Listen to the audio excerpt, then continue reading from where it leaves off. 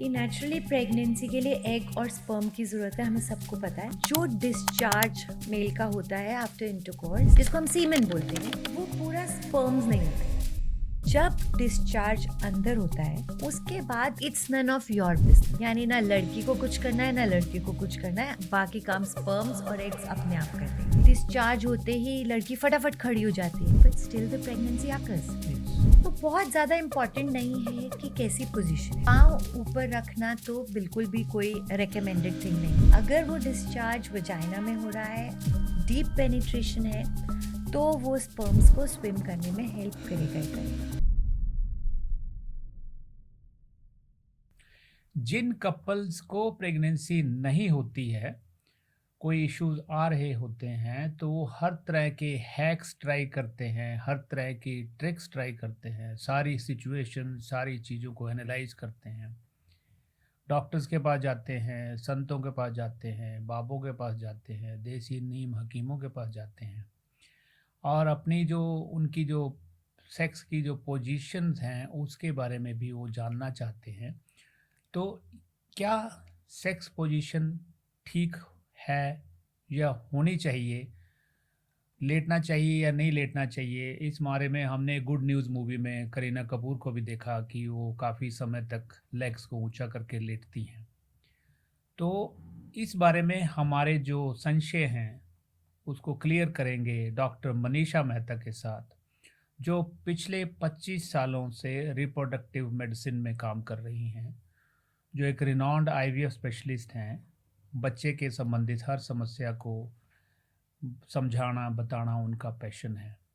तो चलिए आज पूछते हैं डॉक्टर मनीषा से कि सेक्स के बाद क्या लेटे रहना चाहिए या कौन सी सेक्स पोजीशन अच्छी है। 25 years into practicing infertility, मैंने हर टाइप के पेशेंट्स देख लिए हैं। ये वाला क्वेश्चन बहुत कॉमन रहता है कि किस पोजीशन में उनको रहना चाहिए, कितनी देर रहना चाहिए। सबसे पहले मैं ये समझाना चाहती हूँ कि नेचुरली प्रेगनेंसी के लिए एग और स्पर्म की ज़रूरत है, हमें सबको पता है। लेकिन जो डिस्चार्ज मेल का होता है आफ्टर इंटरकोर्स, जिसको हम सीमेन बोलते हैं, वो पूरा स्पर्म्स नहीं होते। ज़्यादातर लोग ये सोचते हैं कि उस डिस्चार्ज में सिर्फ स्पर्म्स ही हैं। सो वो बेसिकली एक मीडियम होता है, उस मीडियम में स्पर्म्स रहते हैं। स्पर्म्स बहुत माइक्रोस्कोपिक चीज़ है, बट सबसे इम्पॉर्टेंट और इंटरेस्टिंग कि स्पर्म्स बहुत मोटाइल भागने वाली चीज़ है। सो जब डिस्चार्ज अंदर होता है उसके बाद it's none of your business, यानी ना लड़की को कुछ करना है ना लड़के को कुछ करना है, बाकी काम स्पर्म्स और एग्स अपने आप कर लेंगे। क्योंकि ऑन द कॉन्ट्ररी हम लोग बहुत सारी ऐसी सिचुएशंस देखते हैं जहाँ पे डिस्चार्ज होते ही लड़की फटाफट खड़ी हो जाती है, but still the pregnancy occurs yes, because as long as sperms अंदर चले गए हैं वजाइना में, आगे उनका काम है वो फटाफट फटाफट फटाफट जाने लगते हैं। बिकॉज हमारे सर्विक्स में एक म्यूकस होता है जो उनको अट्रैक्ट करता है towards the uterus and Fallopian tubes. हमारे वजाइना का एक पीएच होता है जो अगेन स्पर्म्स के लिए प्रो रहता है। आई जिस सपोज ये अल्कलाइन होता है और मेल्स का सीमन एसिडिक होता है। नहीं, नो, द नॉर्मल पीएच नहीं, the pH of young lady, fertile lady is acidic. Okay, It's acidic. So जो जब ओव्यूलेशन अराउंड होती है, इट्स नॉट जस्ट कि ऑल द टाइम। हम बहुत सारे लोग ये सोचते हैं कि किसी भी दिन इंटरकोर्स हो जाएगा और बच्चा हो जाएगा। It's not like that. Fertile window एक बहुत फिक्स्ड पीरियड की होती है, ओव्यूलेशन एक बहुत ही फिक्स टाइम में होता है।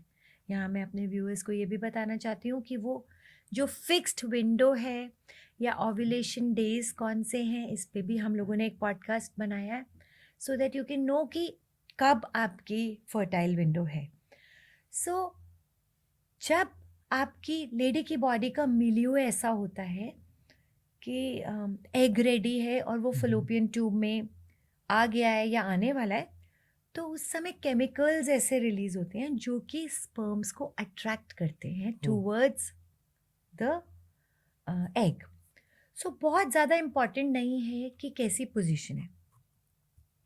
पाँव ऊपर रखना तो बिल्कुल भी कोई रेकमेंडेड थिंग नहीं है, लेकिन क्या इम्पॉर्टेंट है कि जो सीमेन का डिस्चार्ज है वो डीप इनसाइड हो, बिकॉज जितना क्लोज टू सर्विक्स होगा, यस मतलब it shouldn't happen in lower vagina या बाहर हो रहा है तो नहीं काम होगा। अगर वो डिस्चार्ज वजाइना में हो रहा है, डीप पेनिट्रेशन है, तो वो स्पर्म्स को स्विम करने में हेल्प करेगा ही करेगा। अब सवाल ये आता है, बहुत सारे लोगों का ये क्वेश्चन होता है कि कितनी देर तक वो रेस्ट करते रहें या लेटे रहें। बहुत ज़्यादा रेस्ट नहीं रेकमेंडेड। मैक्सिमम 5 मिनट लेटना इज़ ऑल्सो गुड इनफ। जहाँ तक पोजीशंस की बात है, तो ऐसी पोजीशन जिसमें डिस्चार्ज फटाफट बाहर आ जाएगा वो बहुत हेल्पफुल नहीं रहेगी। So the missionary position where, जिसमें भी अगर पिलो बिलो द हिप्स लगा लें ताकि थोड़ा सा वजाइना एट इंक्लिनेशन हो जाए, राइट वो एक बहुत रेकमेंडेड पोजीशन रहेगी for the couples who want to conceive. But a disclaimer is कि जिसको कंसीव नहीं करना है, opposite position is not the answer, because I have already told कि स्पर्म्स अपने आप ऊपर चले ही जाते हैं, अट्रैक्ट हो ही जाते हैं। So just lying down for a period of 5 minutes, 6 minutes, 7 minutes is good enough time. और थोड़ा सा पिलो रखने से फ़ायदा हो सकता है। इसके बाद आप आराम से वॉशरूम जा सकते हैं, अपने आप को क्लीन कर सकते हैं ताकि हाइजीन मेंटेन रहे, कोई इन्फेक्शन के चांसेस ना बने। So this is one thing. नहीं, एक क्वेश्चन मेरे माइंड में आ रहा था क्योंकि मेरे पास बहुत सारे मेल्स आके पूछते हैं कि डॉक्टर साहब हमारा डिस्चार्ज बहुत कम होता है या बहुत पतला होता है, मेरा सीमन बहुत पतला है। इज़ इट ट्रू कि अगर अमाउंट, मतलब कितना अमाउंट है जो मिनिमल अमाउंट है जो डिपॉजिट होना चाहिए नियर टू द सर्विक्स, ऐसा कुछ अमाउंट का कुछ है? अगर हम इससे ज़्यादा इम्पोर्टेंट है कि स्पर्म कॉन्सेंट्रेशन क्या है। ओके अगर 1 ml जो भी आप सीमन की रिपोर्ट देखते हैं, जो भी किसी लेबोरेटरी में होती है, तो वहाँ पे वो just a drop of semen check करते हैं। So each one drop has got enormous amount. Okay तो शायद वॉल्यूम उतनी इम्पॉर्टेंट नहीं है। जहाँ तक वॉल्यूम का सवाल है, मुझे लगता है ये इस पे भी डिपेंड करता है कि हाउ फ्रीक्वेंट इंटरकोर्स हो रहा है। फॉर एग्जाम्पल अगर डेली हो रहा है तो volume will be less, but doesn't mean कि स्पर्म्स की क्वालिटी खराब होएगी। सो तो volume is not that important. But हाँ, जहाँ पे आपने कंसिस्टेंसी की बात की, तो जब बहुत थिक और विशियस होता है, वहाँ पे इनफैक्ट जब हम भी IUI करते हैं या सीमेन प्रिपरेशन करते हैं तो हमें दिक्कत आती है, क्योंकि उसको ब्रेक करना बहुत डिफ़िकल्ट हो जाता है। ऐसे कंडीशन में यस, ट्रीटमेंट्स हैं, कुछ खाने पीने की चीज़ें भी रहती हैं जिससे उसकी विस्कोसिटी ख़त्म हो जाती है।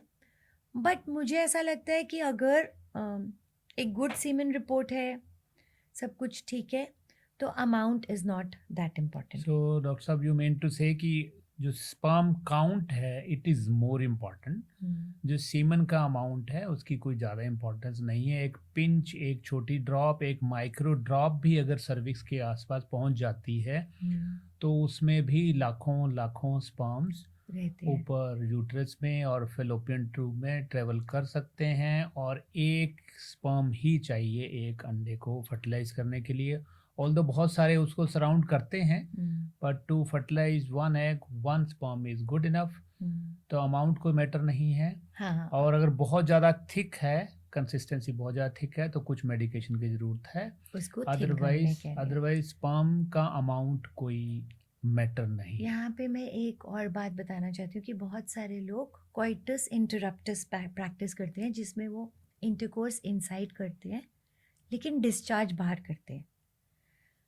लेकिन वहाँ पे भी प्रेगनेंसी आ जाती है, फेलियर हो सकता है, फेलियर हो ए सकता है. This pinch is of one of, yes. No, अगर वो इवन माइक्रोस्कोपिक डिस्चार्ज भी नहीं हुआ है तो भी the sperms which are attach to the part itself या ऊपर के सरफेस पे हैं तो वो भी प्रेगनेंसी कर सकते हैं.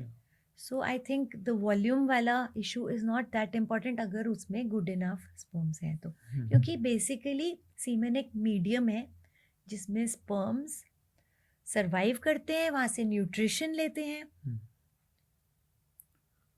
सो तो दैट मीन्स कोई ज़्यादा देर लेटे रहने का भी कोई सिग्निफिकेंस नहीं बहुत है, ज़्यादा देर लेटे रहने का सीमन के सिग्निफिकेंस नहीं है. वॉल्यूम का भी कोई सिग्निफिकेंस नहीं है. Only fertile good number of sperms male में होने चाहिए टू फर्टिलाइज और टू गेट एट प्रेगनेंसी. और नंबर से भी ज़्यादा इम्पॉर्टेंट है कि कितने अच्छे मोटाइल हैं. हाँ. क्योंकि लास्टली धीरे धीरे कर कर के WHO criteria for a good sperm count starting from when I was a student 20 million minimum count was there. करते करते अब 15 मिलियन पे आ गए कि अगर 15 मिलियन काउंट पे, बट इम्पॉर्टेंट इज़ कि 50% उसमें एक्टिव स्पर्म्स होने चाहिए, मोटाइल होने चाहिए विद गुड मोटिलिटी, और 4% से ज़्यादा मॉर्फोलॉजी सही होनी चाहिए. Yes. मतलब अगर नंबर कम भी है पर मॉर्फोलॉजिकली ज़्यादा अच्छे हैं तो this is a better idea than just the count. So that means we have to look for the quality of sperms Yes. mainly, and 15 million count जो है बहुत है, क्वांटिटी का कोई वैल्यू नहीं है. एक बार बहुत मुझे ज़्यादा लेटे रहने का भी कोई मतलब नहीं है. एक बार मुझे याद है कि एक मेल था, उसका काउंट 5 मिलियन था. So we were just planning कि IUI करते हैं, बट समहाउ IUI नहीं हो पाया और उसी साइकिल में वो लेडी प्रेग्नेंट होके आ गई. तो probably the quality was very nice. Yeah. और सबसे इम्पॉर्टेंट कि जैसे उसको लगा वो IUI नहीं करा सकता है, ही वाज रिलैक्स्ड और उन्हें स्पर्म्स नहीं कर दिया. So the important part about when we are talking about sperms is कि जो लोग भी स्पर्म्स के इश्यूज से सफ़र कर रहे हैं उन लोगों को मैं सिर्फ एक ही रिकमेंडेशन देना चाहती हूँ कि don't take stress, because stress is one reason for decreased count, motility. क्योंकि मैंने अपनी प्रैक्टिस में बहुत सारे ऐसे पेशेंट्स देखे हैं जिन्होंने फर्स्ट बेबी IVF और ICSI से लिया और वो बच्चा होने के बाद नेक्स्ट बेबी नेचुरल हो गया. So what was it that was different कि एक बच्चा होने के बाद माइंड से स्ट्रेस लेवल चला गया और वही का वही काउंट इतना अच्छा हो गया कि नेचुरल कंसेप्शन हो गई, इवन डॉक्टर की ज़रूरत नहीं पड़ी. सो जो लोग इंटेंट कर रहे हैं, प्रेगनेंसी अटेम्प्ट कर रहे हैं, प्लीज़ स्ट्रेस फ्री हो जाइए और ट्राई कीजिए. All the best.